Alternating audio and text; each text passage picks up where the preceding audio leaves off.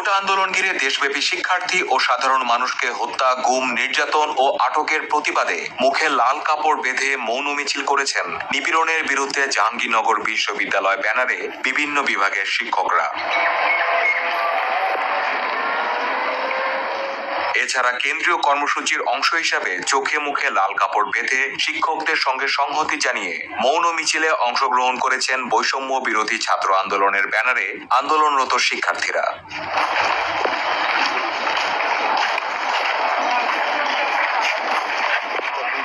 মঙ্গলবার দুপুর 12:30টায় বিশ্ববিদ্যালয়ের শহীদ মিনার প্রাঙ্গণ থেকে এই মৌন মিছিল বের করেন তারা। মিছিলটি বিশ্ববিদ্যালয়ের গুরুত্বপূর্ণ সড়ক ঘুরে পুরাতন ফজিলাতুন্নেসা হল সংলগ্ন কোটা সংস্কার আন্দোলনের সময় নিহতদের স্মরণে নবনির্মিত ছাত্র জনতার শহীদ স্মৃতিস্তম্ভের সামনে অবস্থান নেয়। সেখানে 1 মিনিট নীরবতা পালন করা হয়।